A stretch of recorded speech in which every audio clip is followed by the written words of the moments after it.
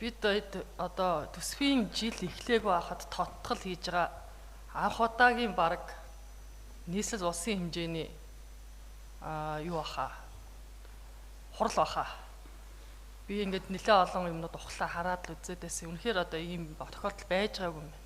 Тэг бид нар 4.3 их найдыг сар хагасын өмнө баталчаад одоо 6.5 их найд болгож оруулж ирээд тэгээд энэ дотроо бүр анхаарал татцгооц их сонин энэ ард иргэдийн ажил амьдралд нөлөөлөх үйс ийм их өндөр орлогын төсөөлөл оруулж ирсэн байна гэж би харж байна. Энэний одоо эрсдэл бол төсвийн докторгүй байдлыг одоо бий болох өндөр эрсдэлтэй нэг удаагийн шинжтэй торгуул хүүгийн орлого, татварын бос орлогоодыг ингээд нэлээд өндөрөөр төсөөлөд оруулаад ирсэн байна.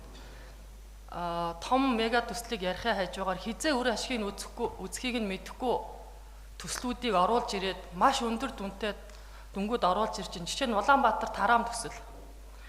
Би энэ Тарам төслийг анх өнгөрсөн жил техник эдийн засгийн үндэслэлийг нь боловсруулж явахад нь тухайн үед за ороод ирээд хэрэгжээд явна, төр хувийн хөгжлийн түншлэлээр батлаад явуулна гэж ойлгоод 28 жилийн хугацаанд жил болгон 66 тэрбум төгрөг нийслэл энэ төслийг хэрэгжүүлэхэд өгнө гэд ингээ батлаад бид нар явуулсан төслийг өнөөдөр 2026 онд 350 тэрбум төгрөг юу яана гэж өгнө гэд бид нар ингээ оруулж ирж байна.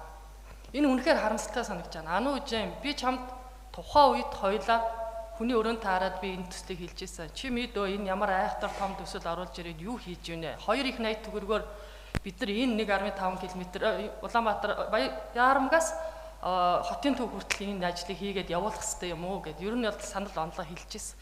Энэ хүүхдүүдийн ард, энэ охины улс төрийн амьдралыг үгүй хийчих вэ дээ. Энэ төсөл ингээд үр ашгаа хизээ өгөх нь мэддэхгүй ийм төсөл орж ирээд энийг бид нар 350 тэрбум төгрөг болгож батлаад надад үнэхээр хайрын санагддаг. Хүннүү хот.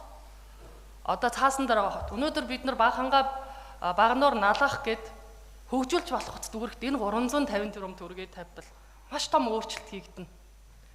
Ийм бэлээхэн юмн дээр бид нар хийхгүй ээжж байхгүй төслийг хэрэгжүүлнэ гэдэг. Өнгөрсөн жилүүдэд бид нар автомобилийн төгжрөл агаарын бохирдлыг бууруулна гэж маш их мөнгө зарсан. Бид хэд нэг юм ойлгох хэрэгтэй. Энэ 350 тэрбум төгрөгөөр бид нар 15 сургууль шинээр нээж чадна. Өнөөдөр бид нар бодиттой амьдрал дээр юу харж байгаа нэхэр сургууль цэцэрлэг амархад хүүхдүүд манай хотын төвчрөл огт байхгүй болдог. Тэгэхээр өнөөдөр чанартай боловсролын асуудал дээрээс бид нар энэ хотын төвчрлийн асуудлыг Улаанбаатар хотод төвлөрөл нь төвийн 6 дүрхтээ үүсэж байгаа шүү. Тэгэд ийм том анхны шатны энэ хэрэгцээг хангаж чадахгүйгээр дахиад энэ урт удаан хугацаанд хизээ үр ашгаа өгөхийг үзэхгүй.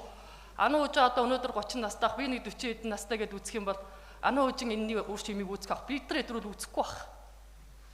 Тэгэхээр одоо энийг ингээд бид нар ингээ өнөөдөр 350 тэрбум төгрөг батлуулж өрөөд оруулж ирээд ингээ үнэхээр хайран санагдчихэв надаа. Харамсалтай санагдчихэв. Энэ 350 тэрбум төгрөгөө налах багнуурт тавиад өгчөөч. Тэгвэл хотын төвлөрлийг чи сааруулна шүү дээ. Та хэд 1.5 тэрбум төгрөг баг хангаад хөрөнгө оруулалтын төсөл тавиад өгдөггүй шүү дээ. Тэгээ эн чинь надад үнэхээр харамсалтай хайран санагдчихэв. Энэ төсвийг ер нь одоо ингээд зүгээр төсвийн жил эхлээгүй байхад ингээд тоцтгоод оруулж яах гэдэг чинь бид нар ерөөсөө төлөвлөж чадахгүй байна. Бид нар хотын иргэдийг төлөөлж чадах төлөөлөгчд биш. Энийний бодлогыг хэрэгжүүлж байгаа хүмүүс өтөр дүргээ ажиллаа өгөөд явах хэрэгтэй гэж би харж байна. Яагаад ингэж ийм сонин ийм үзэгдэл гаргаж ирж байгаа? За тэгээд дээр нь хараа энэ одоо бид нар энэ томоохон энэ дүнтэй өөрчлөлтүүдийг хийгээд иргэдийн оролцоо одоо нийгмийн нөлөөллийн үнэлгээ те амьдралд үзүүлэх бодит нөлөө өдрийг ерөөсөө хизээч тооцохгүй. Тэгэл нэг өглөө босоод үлгэрийн зүйдэлдэг юм уу яадгийг гинт том дүнтэй таанууд оруулж ирээд бонд босгонд тэрийг энийг би бондыг дэмжижсэн. Бас хотыг энэ хөгжлийг одоо тэлэхэд маш зөв зүйтэй юм болно гэх.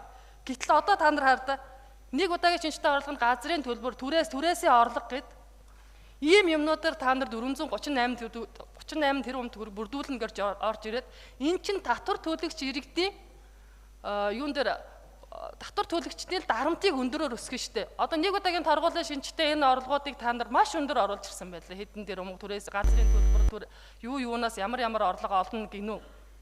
Надад бол энэ систем маш их дарамт санагдаж байгаа. Бид нар өнөөдөр гадаа нийгмийнхаа уур амьсгалын хэцүү байгаа байдлыг гадаа харж байгаа штэ. Тэгэд ийм хүнд үед нь дахиад хотын төлөөлөгчд энэ Трам төслийг явуулна 350 тэрбум нэгнээс нь нөгөөд нь шилжүүлээд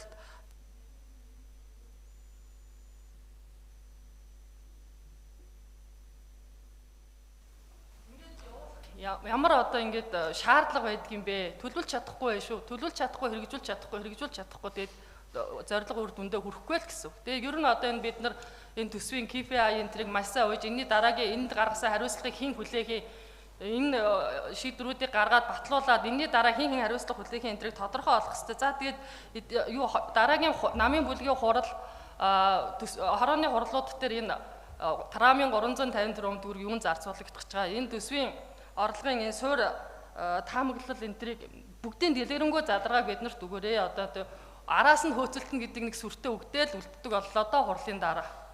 Тэгээ ер нь одоо ингээд бид хэд иймэрхүү зам руу явах бол утгагүй. Одоо энийг засаа та нар.